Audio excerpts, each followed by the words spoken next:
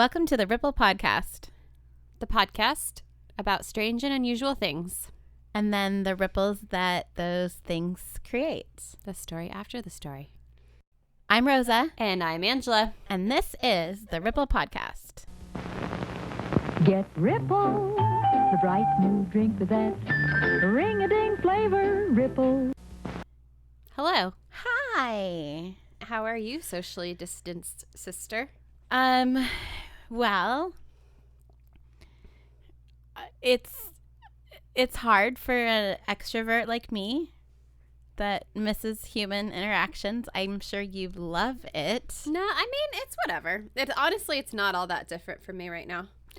I think the hardest part for me is just having Eden at home all the time. All the time. And schooling from home. But you know what? We're safe. We're healthy. We're making do. Yeah. I mean, I can't imagine that would be very relaxing. Oh, no. It's not vacation time at all. I just hang out with my dogs and watch Netflix. But I've been going to work too. So that's like the major thing. I think the only thing that's changed is that I'm not going to the gym every morning. I'm running instead, which isn't great, but whatever. It's fine. It's something. Yeah. I've kind of started to like it a tiny bit, but my exercise level has decreased significantly because I have a 6-year-old with me. But can't you like take her with you? For a run? Yeah. Put her in a wagon or something. She's backpack. 6. She's little. Throw her on your shoulders. No, I mean, if she could ride our bike for a couple miles. There you go. But that's about it. We've done like a couple hikes up, through the backyard. Throw on a YouTube video. Yeah, we've done that. I've done dance videos with her. There you go. Pretty fun. My hula classes are being broadcast Zoom. Wait, you do hula still? Sometimes. I kind of let that one slip, didn't I? Yeah, I didn't think you had done that in years. Before Tina passed away, I kind of started going back again here and there. Yeah. Okay. Well, that's fun. Yeah. But yeah, I wasn't telling anyone about it. Why? Because I would get embarrassed. You get embarrassed? When you're dancing in a coconut bra and a grass skirt, yeah. That's required? Well, if you're performing. Are you performing? No, not yet, but I want to. Oh. I mean, it is what it is. You've got a whole quarantine to prep for it. Right. I'm going to work on those 6-pack abs. And now it's being extended until like May 15th or something. So school's done for the rest of the year. Yeah, I figured. For the kids. I'm curious to see if the fair will be canceled. I was wondering about that too. We shall see. And Reno, the air races. Yeah. We'll see. In the meantime, I'm getting lots of tattoos. Wait, what? How are you doing that? So on Instagram, I get targeted ads all the time for Inkbox. Have you seen that? The ones that like they look like real tattoos. They're temporary tattoos. They develop over like a couple hours. Yeah. Yeah. So I just ordered a bunch of them. Did you really? I want one. Well, order them. You have to tell me if they work. Okay, I'll try it out first. What'd you let pick? You know. You'll see. It's a surprise. But no, I'm going all out. I mean, I hardly ever see people at work to begin with before all of this quarantine madness, but now I don't see anybody and everything is through email or Zoom meetings, so I'm going for it. I'm going to get all the tattoos. Please get one on your face. I told Adam he's getting a neck tattoo. Yes. So I was watching Stephanie's YouTube today. I don't know if you've seen it. My tattoo girl, Stephanie. I have a tattoo from her too. You do? Yeah. So does Monique. Yep. She just released her YouTube channel today. Oh, I didn't see that. It's rad. It's all about like adulting, like how to be an adult, because that stuff doesn't get taught in school. It's really cool. And she has a great way of like speaking. Yeah. But it was funny because I was watching it with Eden and Steph is sitting there with like her, like a t-shirt on. So both of her arms are fully exposed and her neck and stuff. So you can see she's all sleeved up, and Eden's like, I want that when I grow up. And I'm like, oh, you want tattoos? And she's like, no, I want to do tattoos on people. And I'm like, that's cool. That's awesome. So it's kind of funny. Get her practicing. She's a pretty decent little artist. There you go. But yeah, I mean, if you've ever wanted a face tattoo, now is the time. I think I might try it out. Yeah. And maybe I'll get an eyebrow ring like Joe Exotic. Oh, I think that's a little bit more permanent. Not if you just get like a hoop and like clip it there. Oh, is that what he did? Oh, I don't know. It kind of looked like it was on the verge of falling off. Yeah, at it was any time. in a weird spot. And you would think if you're working with giant ass cats, you would want to avoid dangly things hanging off your face, but maybe not. I mean, who knows? Maybe that's why he got it. Maybe he was like covering a scar up. I don't know. I bet he's so thrilled to be talked about so much right now. He's like loving the it, celebrity life. Oh man. Anyways, do you want to tell me anything else about your life in quarantine time? I got some great yoga pants.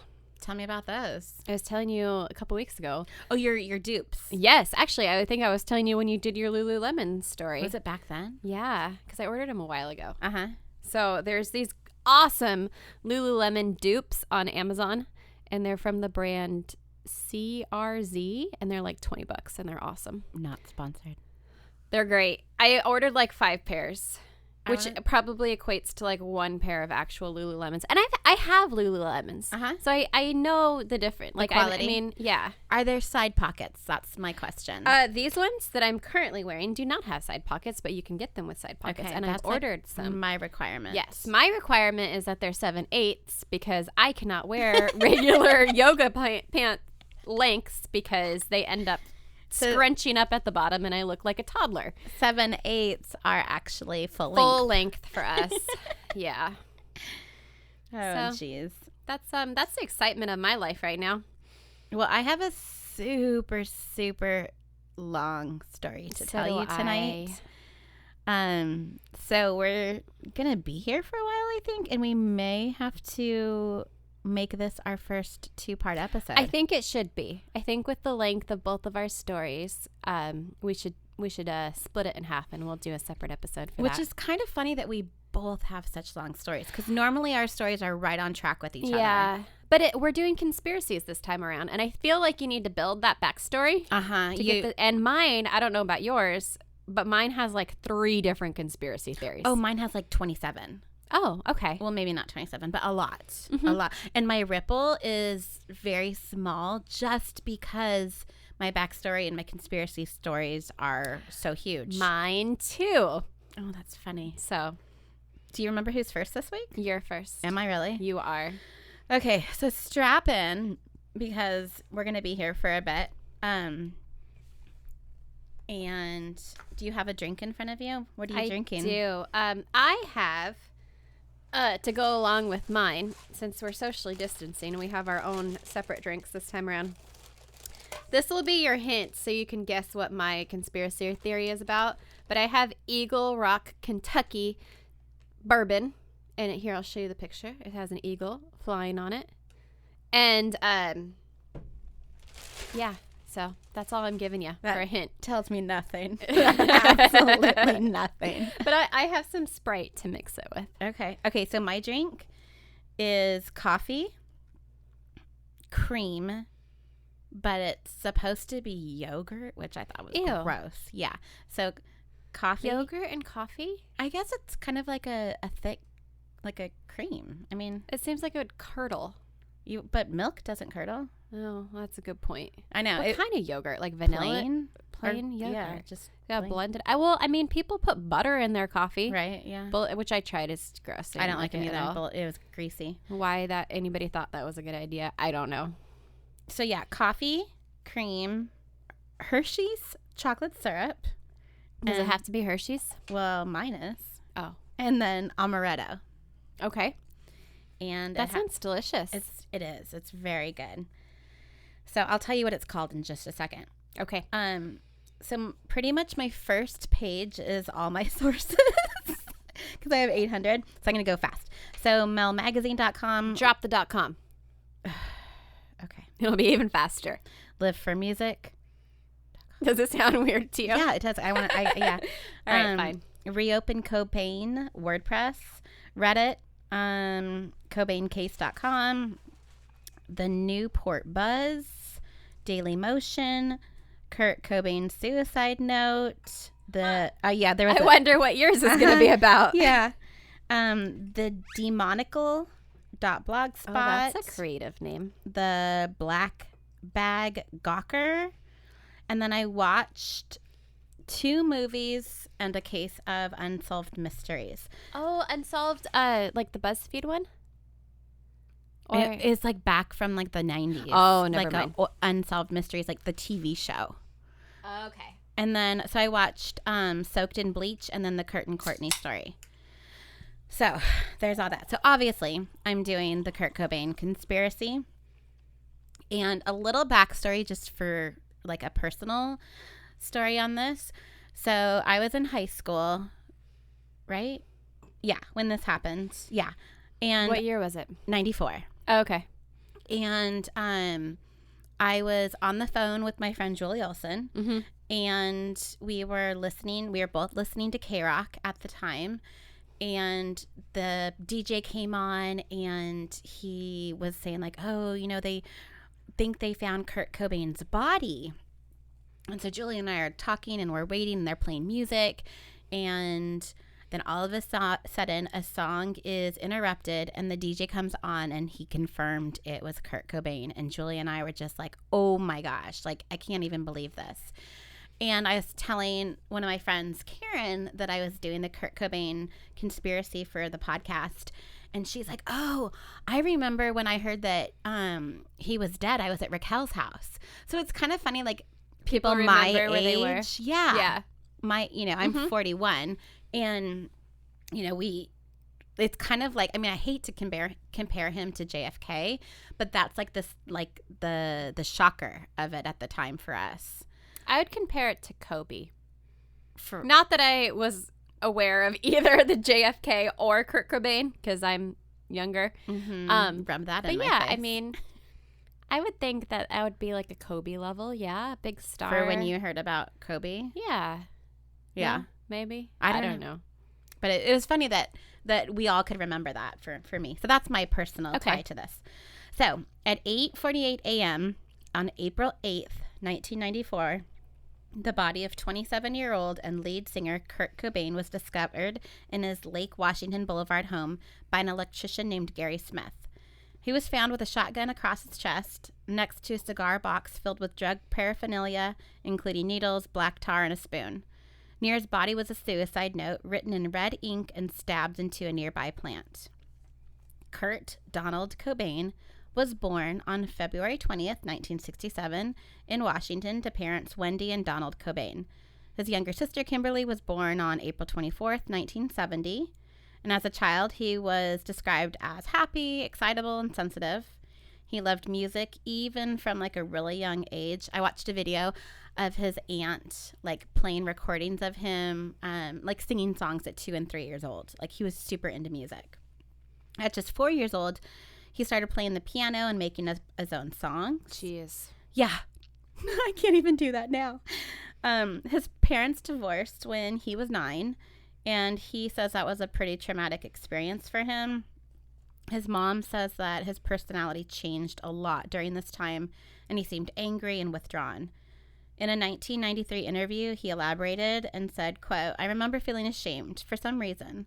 I was ashamed of my parents. I couldn't face some of my friends at school anymore because I desperately wanted to have the classic, typical family. Mother, father. I wanted that security, so I resented my parents for quite a few years because of that." Both of his parents remarried, and he liked his dad's new wife until she had a baby boy with his dad. Then he felt like replaced and started to resent this, quote, new family. Because not only is it a baby, but it's a baby with his dad and the new mom. Right. And it's a boy. So there was probably that comparison.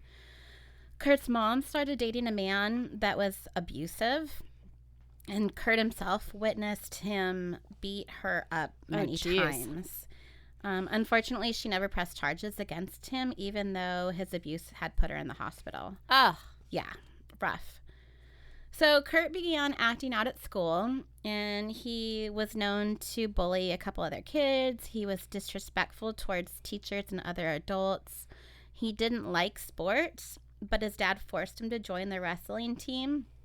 And he was actually, like, really good. He was kind of a natural at it. But he hated wrestling so much that he would actually allow himself to get pinned and lose a match just to upset his dad. Oh, wow. That's kind of funny. Kind of brutal, right?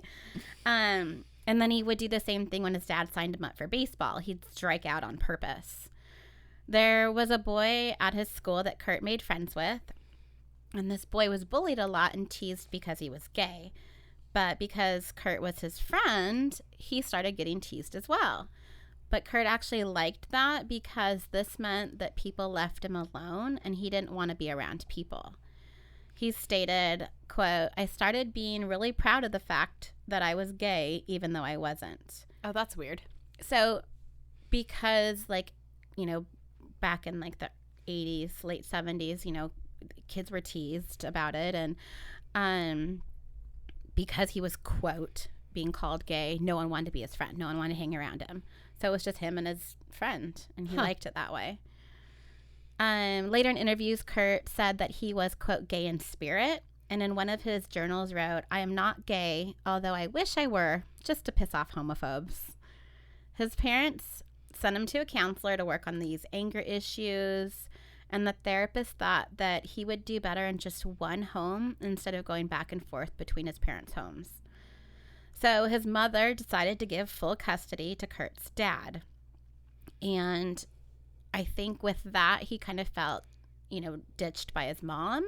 Yeah, I would imagine so. So, like, here, I'm just going to sign you over to your dad. Not even going to fight for it. Just like, okay. So Kurt's behavior obviously didn't improve. So the dad sent Kurt to live with a family friend named Jesse Reed, who was super religious, thinking that this guy's going to straighten him out. And did his parents think he was gay at this time too?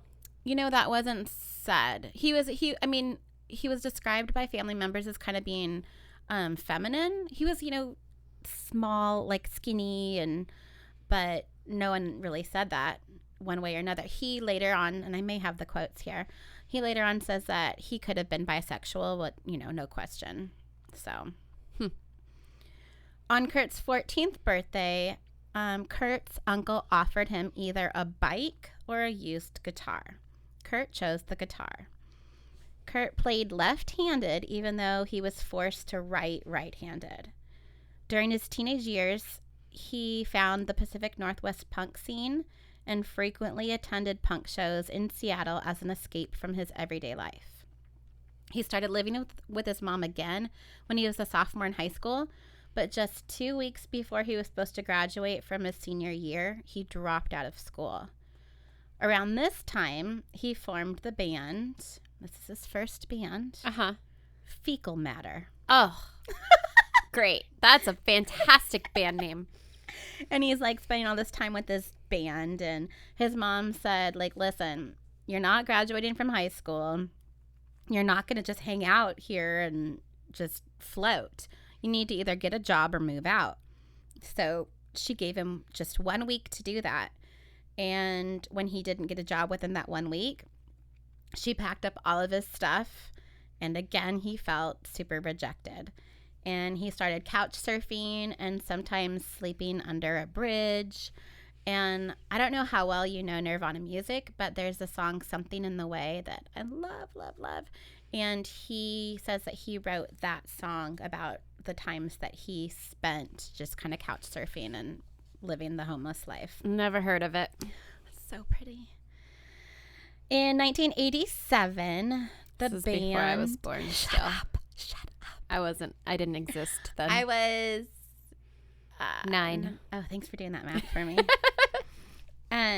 So in 87, Nirvana was formed, and the name Nirvana itself, Kurt Cobain took it from like a Buddhist concept, which he described as freedom from pain, suffering, and the external world.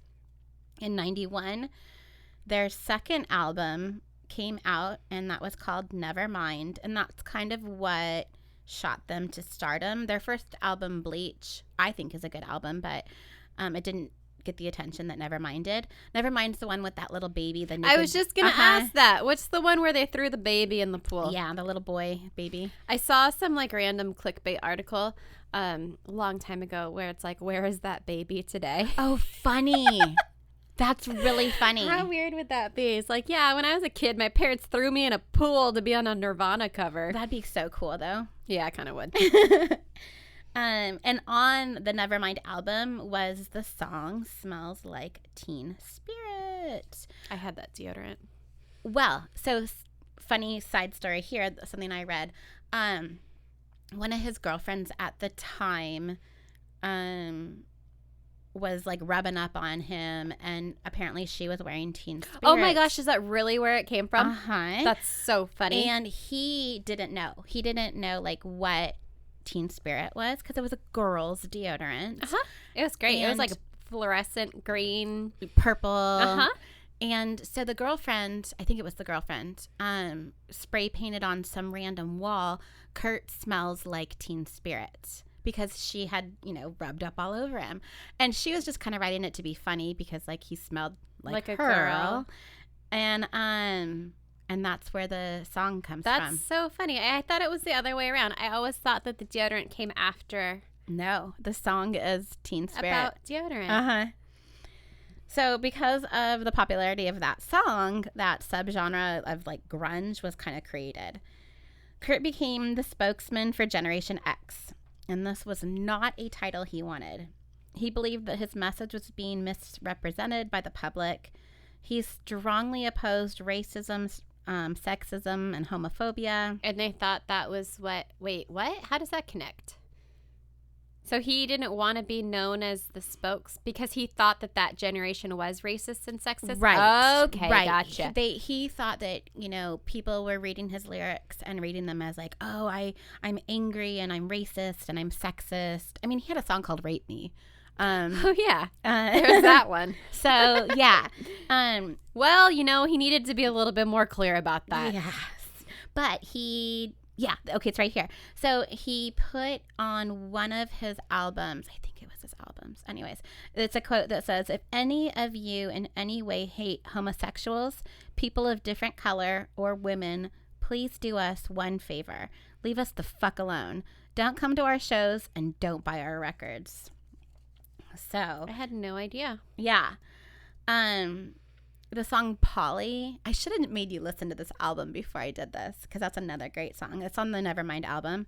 He actually wrote that about a 14-year-old girl that was kidnapped after attending a punk show, and she was raped and tortured with a blowtorch. Ah. And she actually managed to escape. That's extreme. But it says, okay, I'm trying to think. It says, Polly wants a cracker. Think I should get off her first. Oh, I know this song. Uh-huh. She says she wants some water to put out the blowtorch. And I was okay, that's not subtle at all. But I didn't know about this girl. I just thought it was some random weird lyrics. Uh-huh. So throughout most of his life, Kurt suffered from chronic bronchitis and had an undiagnosed stomach condition. Remember that because that's going to come into play later. Okay. He first smoked pot at age 13. He was known to take, quote, notable amounts of acid. He was really... Notable. Yeah, notable. Oh, jeez. He was, quote, really into getting fucked up. Drugs, acid, any kind of drug. And that's a quote from Chris Novoselic, and I should know how to say that because he's the bassist of Nirvana, but I'm going to slaughter that name. He also would drink to the point of blacking out and would huff solvents. That rock star lifestyle. Uh-huh. He started using heroin around 1986, and he was injected by Kurt's drug dealer the first time that was selling him oxycodone. Oh, that's so creepy. He said that he took drugs to help ease the pain in his stomach.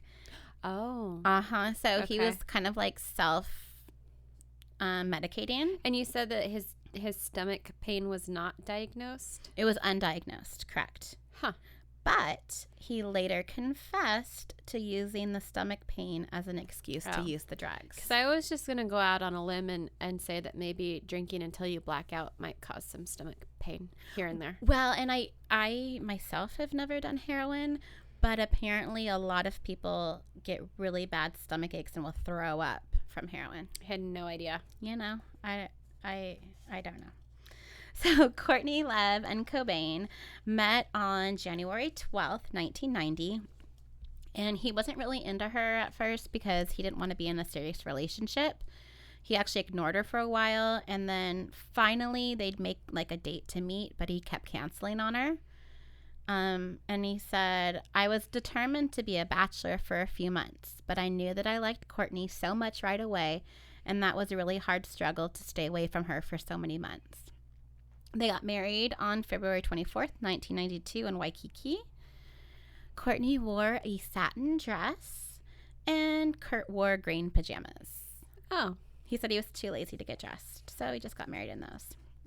Hey, when you're a rock star and you're that famous, like... Wear those green pajamas. Right. Frances Bean, their daughter, was born on August 18th, 1992. Bean? Bean. Like the name of my cat. Frances Bean. Mm-hmm. So the name Frances actually comes, I wasn't really questioning the name Frances. I'm okay with that part. It came, I think, from a designer. The dress that Courtney wore was Frances somebody, some Frances designer. Is kind of cute. You could go by like Frankie. I like Frances. I don't know how I feel about Bean. But like when people refer to her, it's Frances Bean. It's like Did one name. Is there any explanation about Bean? No. Oh, okay. Well, moving on. Okay. Courtney admitted to using heroin before she knew she was pregnant. This sent a lot of people into like a rage, and they were questioning Kurt and Courtney's ability to raise a child. The Los Angeles County Department of Children's Services took the Cobains to court, and they stated that the couple's drug usage made them unfit parents. Oh, well, yeah. So, yeah, she actually was taken away a couple times. Really? But I guess they would straighten up long enough. In 1993, Kurt overdosed from heroin. And instead of calling an ambulance, Courtney injected him with naloxone, some drug, to wake him up. So kind of like a shot. Yeah. Do you know what I'm talking about? Yeah. What's it called? Like an epinephrine shot? No, is it Norcam? Is the name of it? No. Okay. Never mind. I just know that Adam, after his back surgery, he had some pretty heavy duty pain meds, and then they gave him in case you overdose, take this thing. What? Yeah. No. It's like totally a thing now. Like, is it a pill or is it a shot? I don't know. I didn't look at it, but he actually didn't even take his pain. Like, he took his pain meds for like a day, and he didn't even need them after that. Because when we used to do beekeeping, and if you were to get stung in the face. Yeah, it was an EpiPen. Okay. But in the face. It didn't have to be in the face. I thought it had to be in the face. Like, if you stopped breathing. I had to shoot you with that in the leg. No, it would be anywhere. Oh, okay. Well, anyway. So, Courtney, gave him the shot to wake him up from the OD of heroin. And, like I said, she didn't call the police or ambulance. And this all happened right before Nirvana was supposed to perform at the New Music Seminar in New York. And he just, went on stage like nothing had happened. Really? Mm-hmm. Some strong drug. On March 1st, 1994, Cobain was diagnosed with bronchitis and severe laryngitis. That's a problem for a rock star. Especially if you're the lead singer. Yes. While getting treated in Rome, Courtney woke up to see that Kurt had overdosed on champagne and Rohypnol. Oh, wow. Courtney told journalists from the LA Times that Kurt was in a coma for 20 hours and legally dead. Oh, shit. So later, though, she would tell reporters that this was not an overdose, but actually a suicide attempt. Wait, explain the legally dead part. Is that just something that crazy Courtney was spewing out or what? I mean, maybe he flatlined for a bit, but geez. I don't know how you can be legally dead. Yeah, because don't they have to sign a death certificate? Yeah, or something? I mean, maybe they had to perform CPR on him, and that's her way of saying legally dead. I don't know. By the way, I'm still getting death certificates to my email, in case you were wondering. Please, can we talk about that? We'll talk about that before my story. Okay. So there was this Dr. Oslavo Goletica. Sure. He treated Kurt, and he said, quote, "We can usually tell a suicide attempt. This doesn't look like one to me." So Courtney coming back later and saying that that was a suicide attempt, this doctor says that no, he just overdosed. So after 5 days in the hospital, he was released and he went back home to Seattle. On March 18th, 1994, Courtney called the Seattle Police Department and told them that Kurt had locked himself in a room with a gun and was suicidal. Oh, shit. The police came to the house and they took several guns away and a bottle of pills. But Kurt swore up and down that he was not suicidal and that he actually locked himself in the bathroom to get away from Courtney because they had been fighting. Well, yeah, but just to play devil's advocate, if you were truly suicidal and you didn't want help, that may be something that you would tell the police. Right. I mean, who's to say? Right. Yeah. Mm-hmm. On March 25th, 1994, Courtney arranged an intervention for Kurt and his drug use. There were 10 people that came, but all that happened was Kurt getting super angry and locking himself in a bathroom. Apparently, he liked to lock himself in bathrooms. Yeah, I feel him on that. But is Courtney on drugs too at this point? Because, like, how can you have an intervention and say somebody needs to get off drugs if you're also I guess she was out of your mind? Afraid that he was going to burn the house down because... That's an oddly specific fear. Well, because of the drug use. I don't know what he was doing that was lighting flames. I don't know how these drugs work, so I can't really help you. I don't know. I apparently that's one thing I read.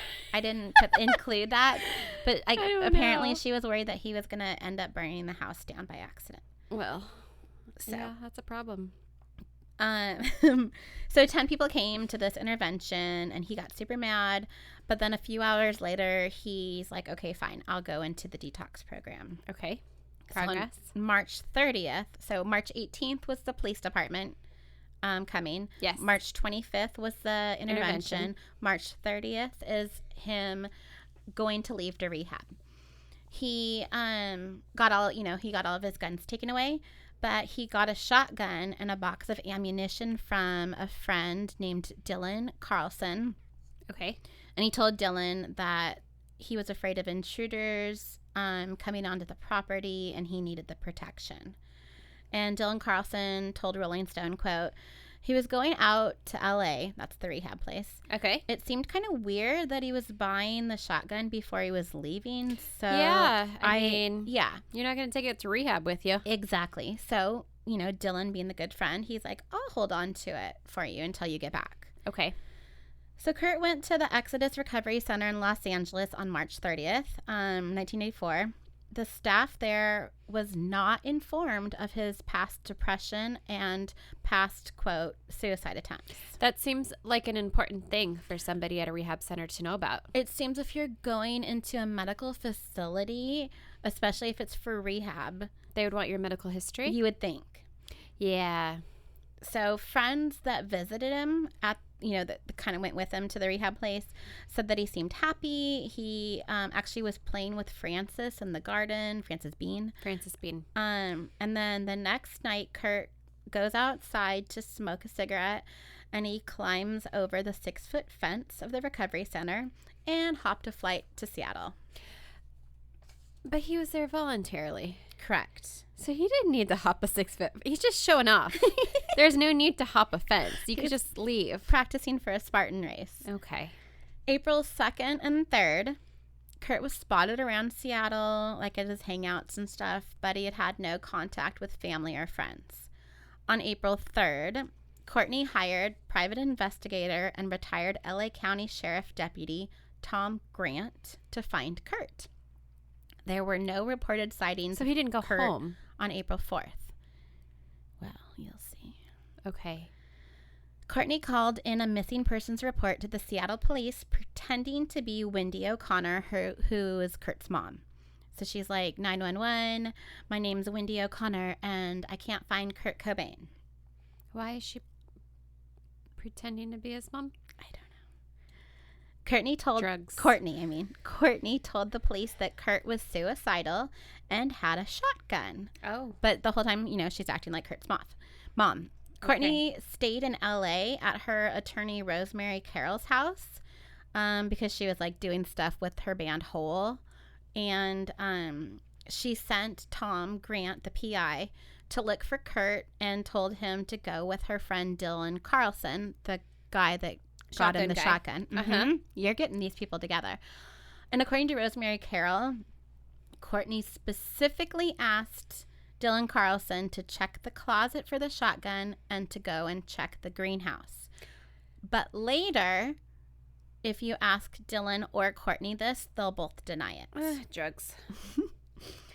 Also, I just have to say that Dylan and Carol, you know that I'm imagining both of these people as characters from, or not characters, but people from Tiger King. You can say characters. It's totally fine. Dylan, the third husband, Carol. We all know Carol. Fucking Carol.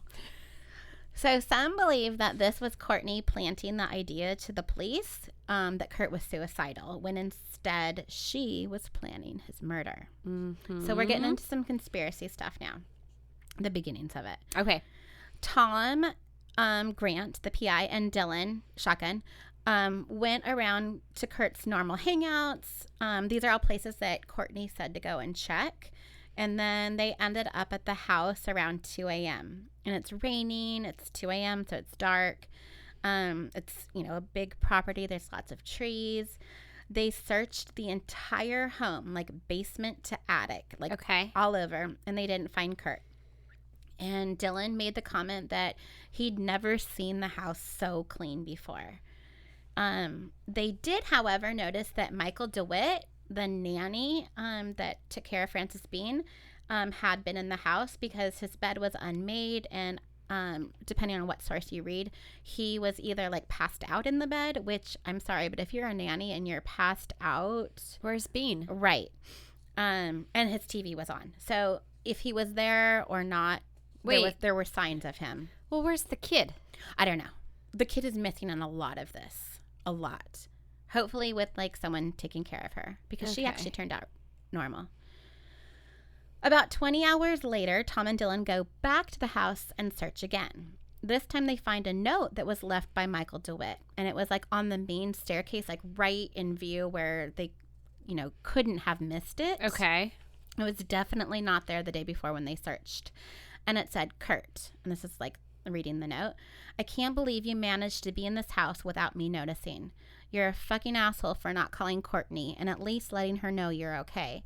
She's in a lot of pain, Kurt, and this morning she had another, quote, accident. And now she's in the hospital. She's your wife, and she loves you, and you have a child together.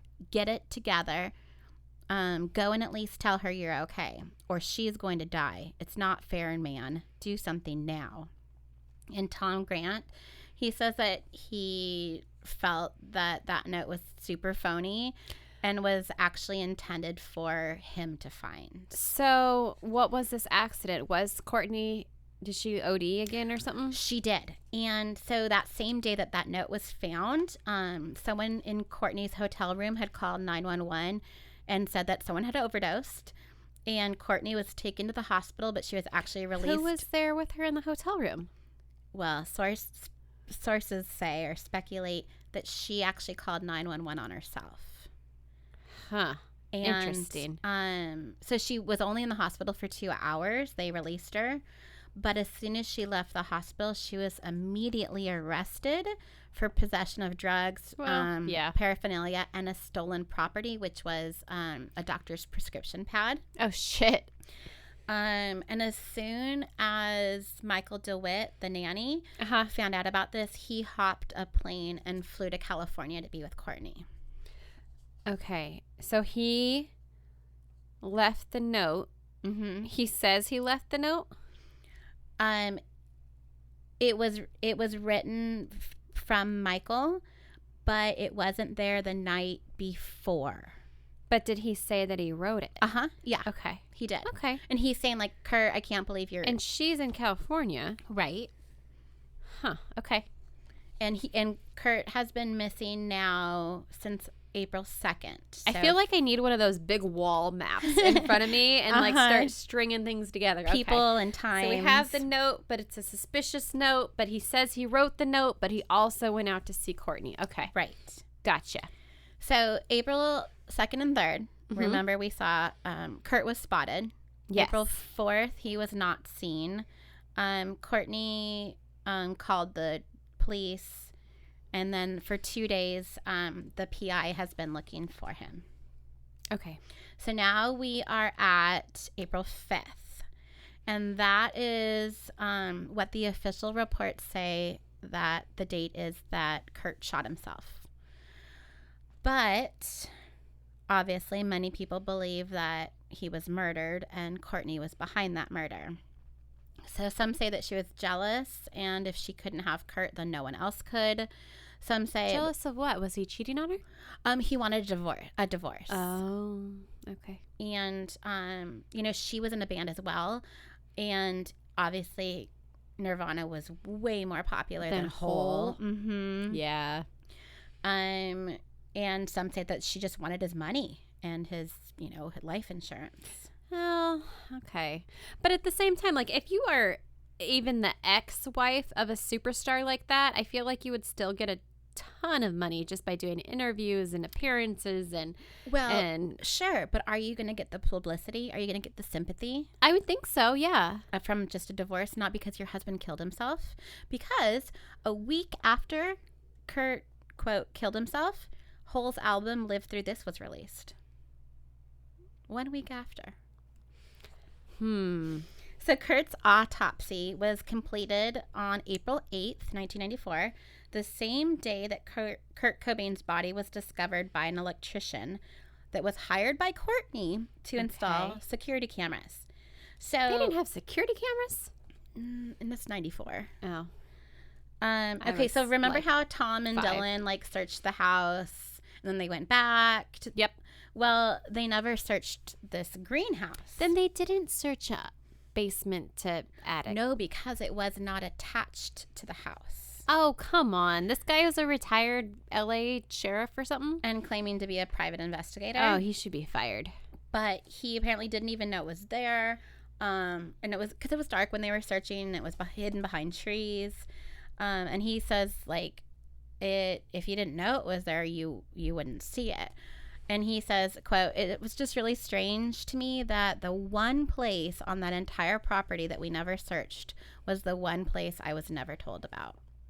Because Courtney told him to go and search all his hangouts and stuff, and to search the house and look in the closet for the shotgun. But yeah. So the coroner, his name was Dr. Nicholas Hartshorn, and he declared Kurt's death a suicide within 24 hours before the toxicology ever even came back. What? You can't do that. Check this out. So, hang on one second. His name was Dr. Nicholas Hartshorn. And like I said, he declared Kurt's death a suicide. I already read that. 24 hours before the toxicology ever came back. Okay. And okay. Well, I kind of, actually, I know I said a second ago that that's you can't do that. But at the same time, I kind of see well, if it's clearly he shot himself, then. But don't you think you should still do the toxicology I would think report? so. Yeah, absolutely. Was this the county coroner? Probably, right? I would. Wouldn't they have to do that? Yeah. Not that it matters. Not that I'm an official expert on anything ever, but. Well, this is what's weird. So Hartshorn, he was actually a friend of Courtney Love's from the late 1980s, and he used to party a lot with her.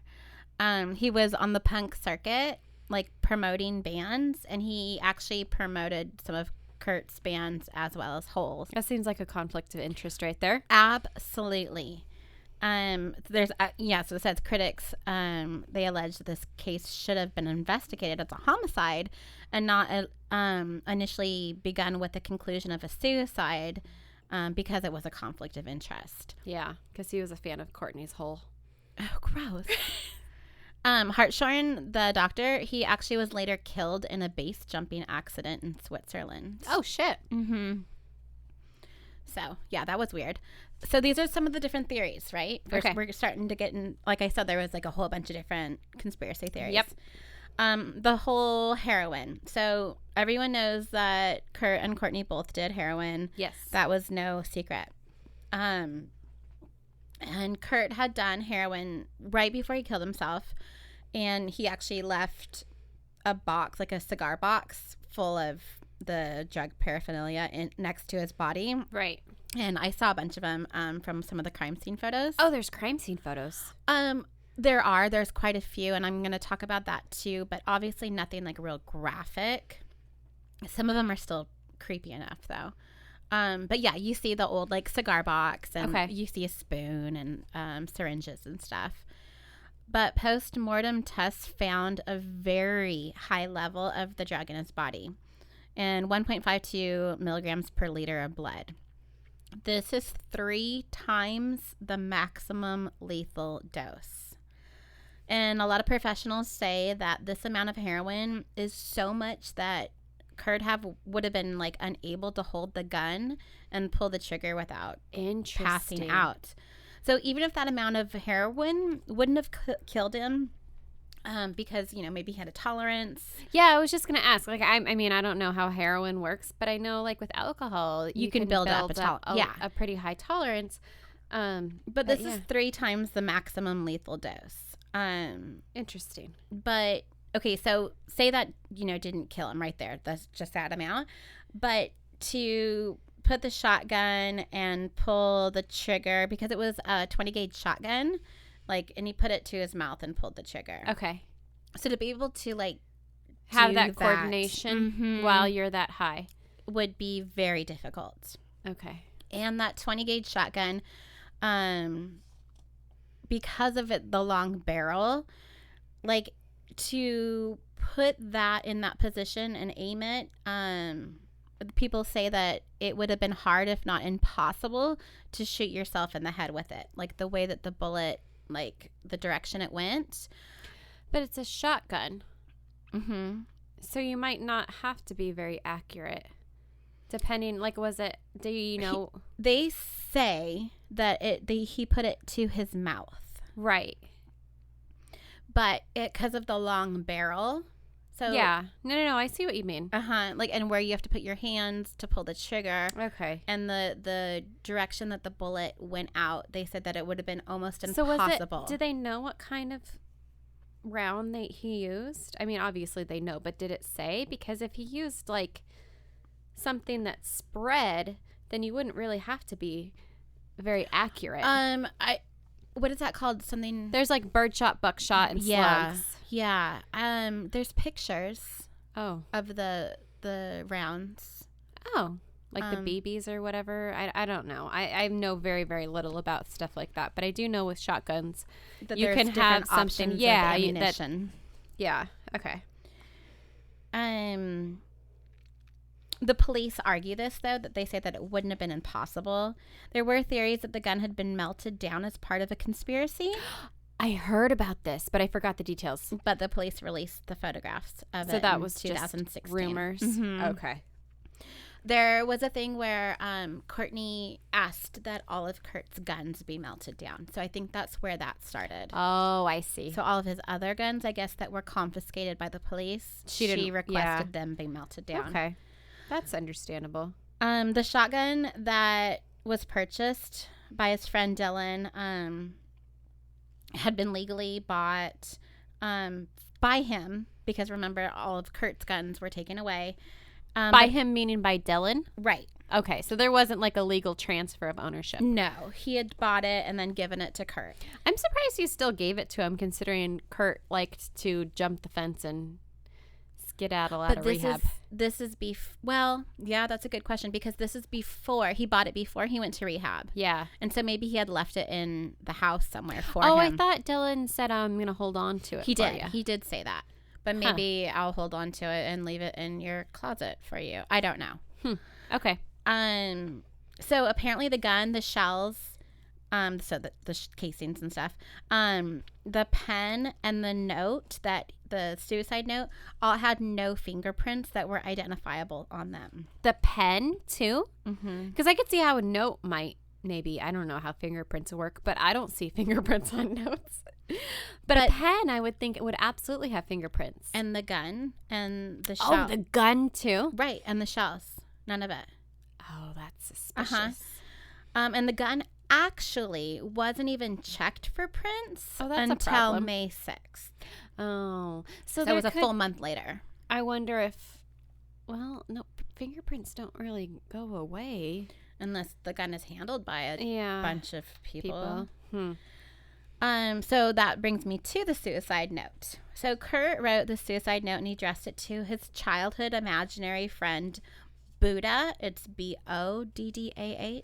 Okay. And there's two different kind of conspiracy thoughts on this letter. One is that Kurt didn't write the note and then because the handwriting doesn't match. And then the other theory is that it isn't about him committing suicide, but instead about wanting to quit Nirvana and wanting to quit being in the spotlight. I've heard that one. And my, super unknowledgeable stuff is interesting because I found it interesting that a lot of it is written in present tense. So like he wrote like, quote, I have it good, very good, instead of like I had it, like you're kind of giving it up. And then according to the second theory, Kurt he only wrote like the first part of the letter and then someone else added the ending because the handwriting changes so significantly towards the end. Mm-hmm. Maybe it's when the heroin hits though. Well, and that's what some people say, and that I guess in the floor of the greenhouse was like linoleum or tile or something, so like not smooth surface. So if he was writing on the ground and it got all bumpy. Okay. But you can see pictures of the suicide letter, and it's extreme difference. Like there's no question it's two different people or two different writings. Scenarios. So a quote from the note is, I have it good, very good, and I'm grateful. But since the age of 7, I've become hateful towards all humans in general. Only because it seems so easy for people to get along that have empathy. Only because I love and feel sorry for people too much, I guess. Thank you all from the pit of my burning, nauseous stomach for your letters and concern during the past years. I'm too much of a erratic, moody baby. I don't have the passion anymore, and so remember, it's better to burn out than to fade away. Peace, love, empathy, Kurt Cobain. Interesting. And if you read the whole thing, it talks a lot about the band and him not wanting to be in the spotlight. Yeah, it's a long, I'm looking at pictures of it right now, and it's a long letter, and you can totally see, I'm not even zoomed in, but it gets like, it's pretty big. Yeah, it's long, but like towards the beginning, it's pretty compact, and like it looks pretty uniform, and then towards the end, yeah, it does get kind of wonky. But also, I'm sure you looked at these photos too, right? That greenhouse isn't all that hidden. It's like right there. It's on top of a garage. Oh, okay. It's so it's just the like an upstairs upper part portion. Of it. All right. I'm still saying that this detective is either lying or just awful at his job, because look at the house is right. You can see it. I know. Yeah. That's bizarre.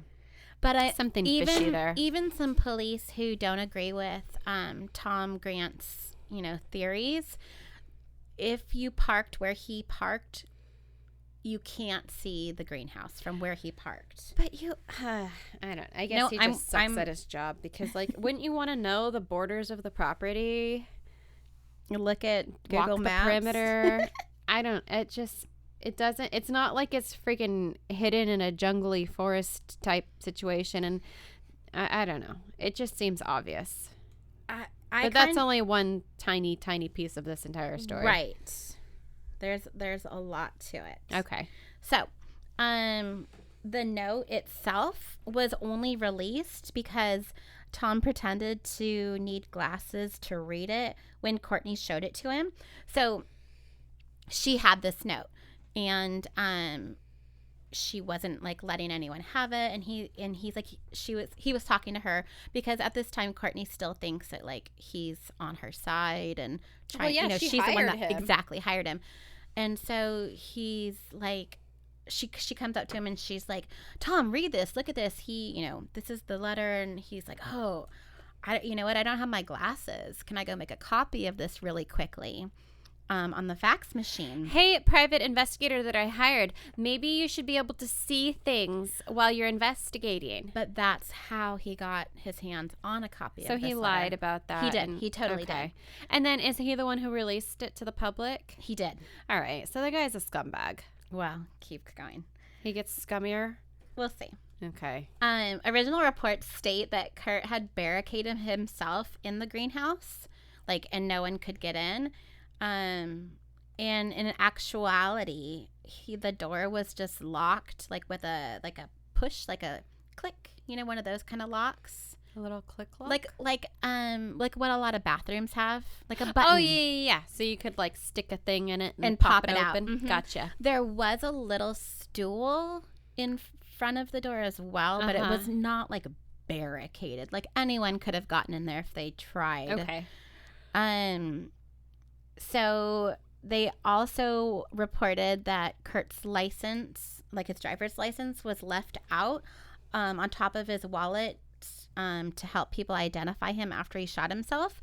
But that's also not true. An officer had found his wallet, opened it, and removed his license just because to see who this person was. Oh, I see. And then placed it on the ground where the crime scene photographers kind of later took pictures.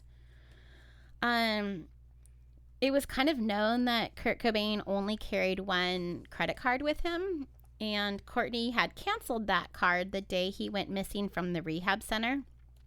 But 2 attempts to use this credit card after the date of the medical examiner, like, stated his death, had been used. Wait. So, okay. Somebody tried to use it after he was dead. Correct. Weird. And, one of them was like for $1,500 to buy a plane ticket to Seattle, and then the other one was for like $43 on April 8th. Wait, from LA to Seattle? I don't know if it was from LA. It was to Seattle. Apparently, because Courtney canceled this credit card, it made it a lot harder for people. They couldn't pull up the records of like where it was used or the time of day. That's weird. There was a lot of questions about those 2 usages. Yeah, because I could understand, like, he bails on rehab and she's going to cancel the card. I could see that. Like, that's reasonable. But I could also see if they had, like, some sort of joint card and she accidentally tried to use that card to buy a plane ticket home. No, because she says she didn't. It was specifically his card. Oh, okay, never mind. So the police couldn't prove who used the card, but which was strange that when they searched his wallet, they found 2 other credit cards, but everyone knew that he only had one. But the one credit card that was used after he was dead was missing. So that's really weird. Then there's this guy. He goes by El Duce. His name is Eldon Hoke. And he's from the band The Mentors. And I watched an interview with him. And he says that Courtney contacted him and said that she needed a favor. And he's like, okay, what do you need? And she says, like, you know what? My old man's a real asshole. I need you to blow his fucking head off. And he kind of... Oh, wow. And he kind of laughs and says, oh, yeah, whatever. He didn't really believe her. And he says that Courtney offered him $50,000 to kill Kurt, and she wanted him to make it look like a suicide. And there's an actual video recording of him saying this. Of him saying this? Yes, that Courtney said this to him. But he could just say that because he wants to be in the spotlight. Well, it's possible. They did know each other. They did have a history. So Courtney did know him. Kurt did know him. He knew where they lived. He gave a lot of like personal details of them. I always speculative of things like that. The he said, she said. Well, yeah, some people want to get the attention. I mean, this is a huge story, and they want to be a part of it. Well, especially if you want to be famous, and he was in a band. Yeah. He was given a lie detector test by an expert, and he passed with flying colors. So, obviously, he said no to it, right? Is that what they're going with? He did. He said no to it. He actually did say, I wish I would have done it, because $50,000. What an asshole. Yeah, kind of a dick thing to say. But if that's the case, then couldn't they look into the bank records and see if $50,000 was taken out for any $50,000 cash or something? Probably, somehow. Well, he says he knows who did it. Oh, he said it was this guy named Alan, and then he kind of laughs, and he's like, oops. Like, don't, because he's being recorded, you know? Yeah. It sounds... Oh, super sketchy. Like a fame chaser. But a week after this recording for the BBC documentary, lost that word there for a second, the Kurt and Courtney documentary, he was run over by a train in Riverside, California.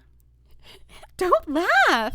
I'm sorry, but like you said, he was run over, but I immediately thought like a truck or something, like somebody went out to like shut him up. A train doesn't sneak up on you. No. Well, he was known to drink a lot. Oh. A lot. Well, don't drink and play in the train tracks, kids. So he had said that Alan Wrench guy was the one that killed Kurt. He's another musician. And Alan Wrench was the last person to see him alive. Was he the electrician? No. Last person to see El Duce alive. Oh, sorry. okay. Yes. Yeah. Gotcha. Got it. El Duce says that Alan killed Kurt. He was the last person to see El Duce. So alive. maybe he took him Al out. Duce or whatever his name is out for a walk on the train along tracks. the train tracks. Gave him a couple 40s. Tom Grant claimed that Kurt and Courtney's lawyer, Rosemary Carroll, that's the chick that Courtney stayed over at her house, told him that Kurt was going to change his will to remove Courtney, and he was getting ready to divorce her. Tom Grant said that Rosemary Carroll had found a note that said, quote, "get arrested" in it, which... What? So, Rosemary Carroll... She finds this note that in one of Courtney's bags. That and says, all it says is get arrested? Get arrested. Weird. But remember that Courtney did get arrested while that she night. was in an... And so it's kind of like an alibi for Courtney. But come on, like if you're really planning it out, do you have to write a note for yourself? Okay, at this time I need to get arrested. Like, well, what? Maybe if you're Courtney Love, you do. But she also mentioned on recording, because Tom Grant like recorded every single interaction he had with Courtney Love, every single interaction he had with Rosemary Carroll. Like he just wasn't very good at checking properties and hours looking for greenhouses of recordings. And he says that Rosemary found a handwriting sheet in Courtney's backpack. So she was like trying to learn how to copy the way that Kurt Cobain made his E's and his A's. Like, oh, a little practice sheet. Exactly. And so they're talking, you know, Rosemary Carroll's just told this to Tom Grant on the Rosemary's just phone. a snoop. She's just like going through Courtney's bag or what? Well, apparently Courtney left her bag when she stayed over at her house. And Rosemary Carroll picked it up, and all these papers fell out. Oh, I'm sure. That's what she says. So she left the bag there, went to the hotel to overdose, and called 911 for herself? Yes. Okay. And then, so when Tom Grant's talking to Rosemary Carroll, she's like, Tom, are you recording this conversation? And he's like, yeah, I record all my conversations. And she's like, oh, shit. And she's That's not suspicious. Yeah. And she's like, well, this is just my theory. And then she hangs up the phone. And that I heard that recording. But don't you legally have to tell people when they're getting recorded? Do you have to tell them ahead of time? I think so. Or do you have to just be honest with them? I think you got to tell them right when they start talking. Oh, I don't know.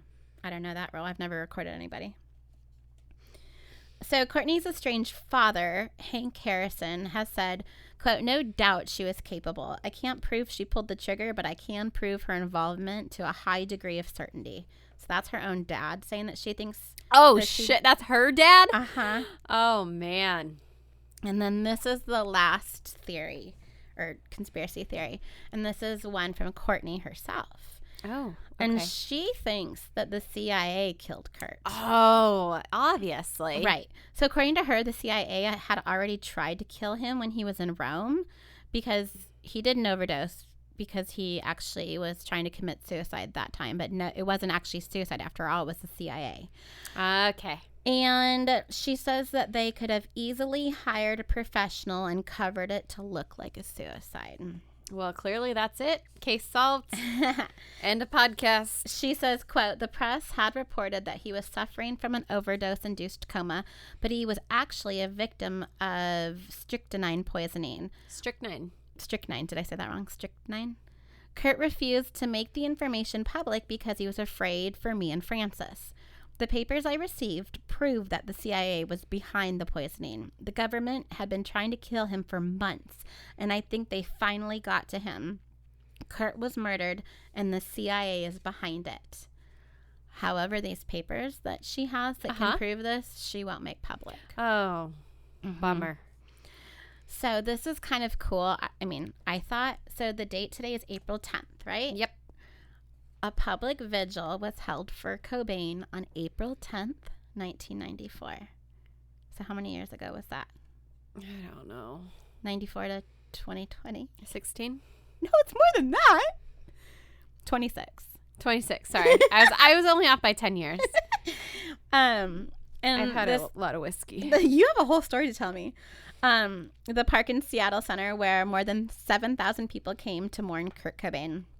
The fans were able to hear recorded messages by the bass player Chris Novoselic, and Courtney.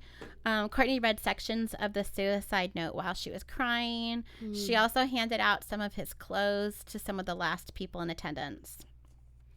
David Grohl said that. Oh, did you know that David Grohl was in Nirvana?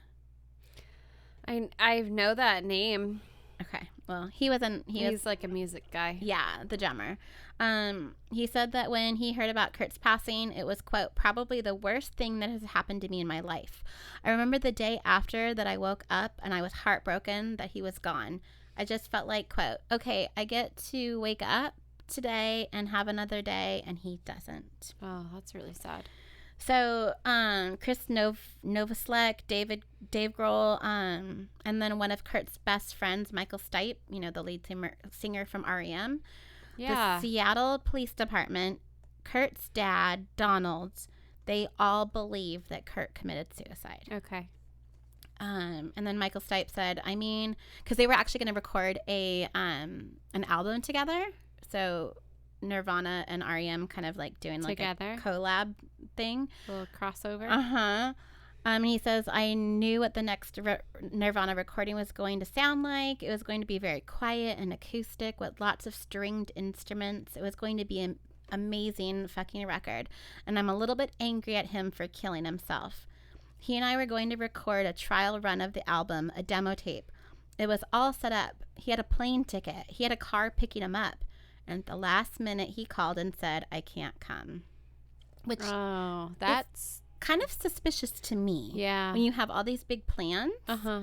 And just a little side note, Michael Stipe is the godfather of Francis Bean. Francis Bean. Mm-hmm. So there's still a whole bunch of people, obviously, that believe that he didn't commit suicide and that he was murdered. Yeah. One, obviously, being Tom Grant, the PI.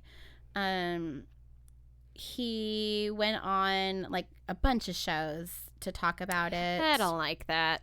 And he said that he believes that Courtney Love and Mike DeWitt, the nanny, had done it together. And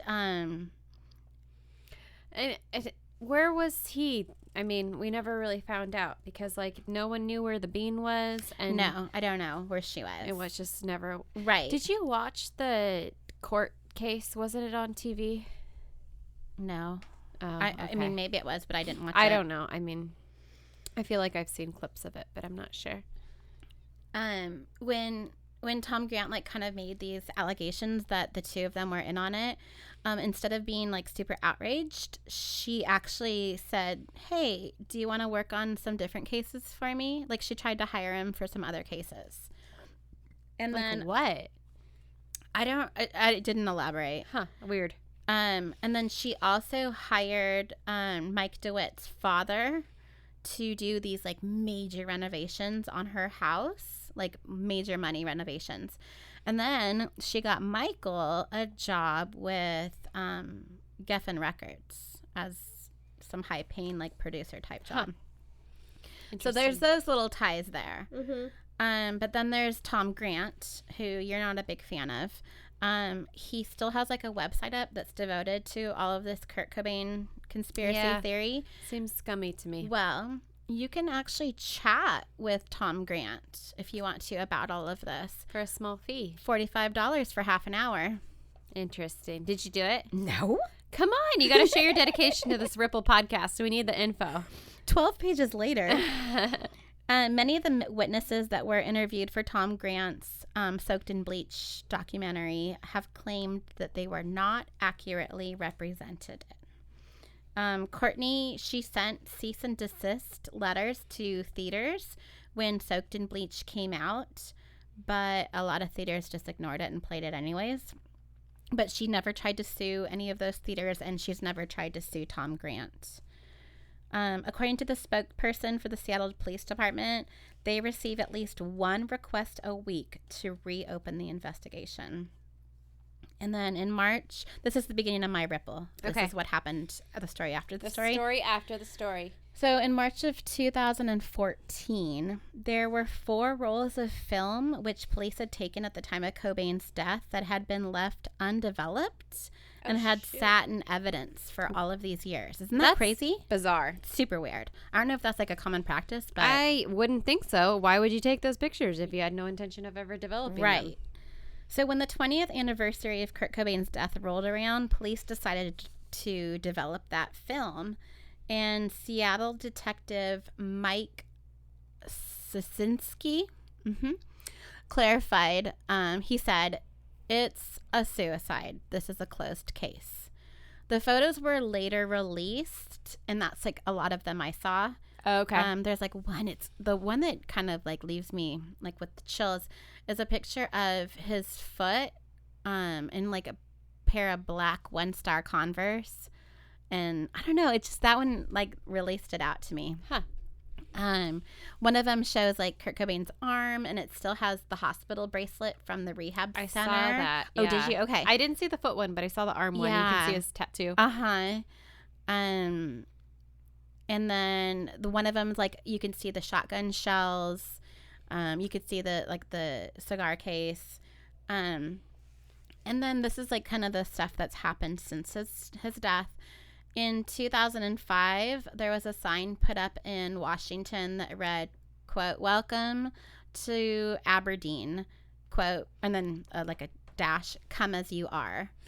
Which I liked. Yeah. I really liked that. And that was like a little tribute to Kurt Cobain.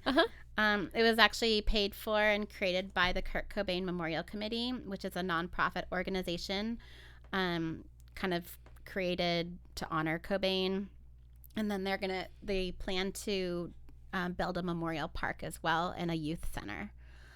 In 2009, there was a monument built to Cobain along the Wishkah River, and it includes the quote, it says, "Drugs are bad for you. They will fuck you up." The city, I guess, later decided to change the text to like F and then dash, dash, dash. Oh. But then like people go in and just like write the letters. Yeah, we know what it means. Come on. And then in December of 2013, in this little city called Hoquiam, it's where Cobain once lived, they announced that April 10th would become the annual Nirvana Day, which is today. And then in 2014, today, April 10th, Nirvana was inducted into the Rock and Roll Hall of Fame. And this is just a little quote that I read. So whether you believe that Courtney was behind it or not, this kind of, I think, combines both together, both conspiracy theories together. It says, I believe he was a troubled individual with mental health issues. He was self-medicating with drugs that were actually making things worse. Upon saying that I don't think Courtney Love helped the situation. The Rome incident happened the night she got back together with him after 40 days apart, and she almost for sure brought him the Rohypnol.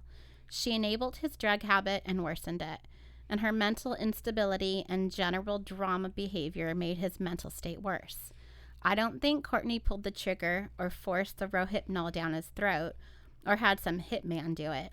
Do I think Kurt might still be alive if he wasn't with Courtney? Yeah, maybe. Especially if he found someone mentally stable and dedicated to actually helping him. So I thought that was an interesting take that definitely puts like a bow on it for sure. That's I my entire perspective's changed though. It really has. Do you have a theory? After going through all of this, I don't even know what I want to believe, honestly. Because I was such a huge Nirvana fan. I don't want to believe that he was so sad and depressed and hurt and alone, feeling that he would take his own life. But then again, I don't want to believe that he was murdered either. Yeah. Yeah, that's a tough one. That really is. Before hearing your story, your take on it, all of your information, and having not a ton of knowledge about it, I always thought that Courtney had something to do with it. I really, really did. But after, I don't even know how many times you said she called the police, she got him, she convinced him to go to rehab, she did the intervention. Now I don't believe that she did, which is really weird. She's an absolute whack job. Oh yeah, for sure. Like there's no question about that. Plan to murder her husband, and would she have been able to do it and get away with it being as wacky as she is? I don't think so. I think if that were the case, I think she would have gotten caught. I think that they were super toxic for each other. Absolutely. And I think that he took his own life. And after this, yeah. And what's his name? Al Duce dude. Totally chasing fame, as well as the PI. That guy's worthless. But yeah, I seriously, going into this, when you told me you were doing this story, I'm like, oh yeah, I think I told you immediately, like, oh yeah, Courtney had something to do with it. I don't think that way anymore. Well, if you want to watch some interesting documentaries, watch Soaked in Bleach. Soaked in Bleach. I've heard that's a really good one. I have not. Yeah. Where did you watch it? Did you have to buy it on? I didn't. I think it's not on Netflix anymore, because it was on Netflix for a while. Okay. I think I just watched it on YouTube. Oh, okay. And that's where I also watched the Kurt and Courtney. Oh. Frances Bean, though, she's like the most perfect combination of Kurt and Courtney. She's stunning. Weird. She's beautiful. Okay. But like, you look at her and you're like, oh my God, Kurt Cobain. But then you're like, oh, Courtney. It's weird. It's weird. Interesting. So that's my story. Wow. 1,200 pages later. Yep. Okay, let's take another little breather. Okay, so we're back. Was an hour and 17 minutes. I'm sorry it was so long. No, it was good. I was way into it. And like I said, my whole perspective has changed, because I totally thought I knew the story, and then I have so much more detail now.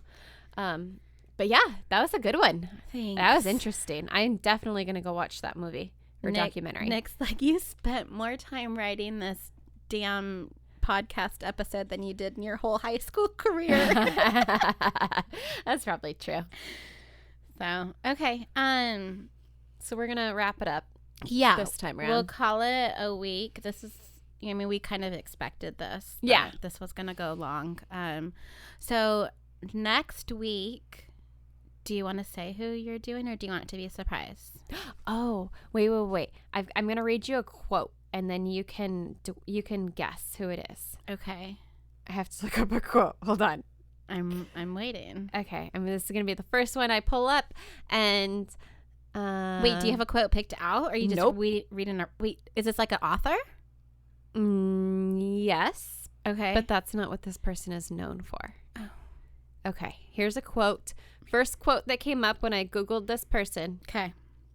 Never interrupt someone doing something you said couldn't be done. I have no freaking clue. That sounds like something that would be crocheted or knitted or cross-stitched on somebody's wall. Cross-stitched on somebody's wall. Isn't that what it is called? Cross-stitch? I like it. Never interrupt someone doing something you said could. I think it's a good one. Well, it's just very motivational, blah, blah, blah. But I don't know who this is. Okay. Well, if you really want to know, you can Google it. But otherwise, you'll wait until next week. Okay. You want one more? Yeah, quick? I do. Okay. See if I can figure this out. Let me see. I've got to get one that doesn't give it away completely. Women, like men, should try to do the impossible, and when they fail, their failure should be a challenge to others. Okay, I like that. That's a good one. I'm thinking it's a woman. Did you say it was a woman? No. Okay, I'm thinking it's a woman. Unless it's like some dude who's really trying to tell women what to do. That'd be kind of rude. That's like kind of backwards, no, though. Like, it is a woman. Yeah, that's like a very like women's rights movement. Yep, very much so. Okay. And you have my Eagle Rock whiskey. Oh, those are your 2 hints. I'm not good at this stuff. So next time. All right. Well, next time we'll hear who your story is about. Yep. And don't forget to be a fountain and not a drain. Thanks for listening. Goodbye.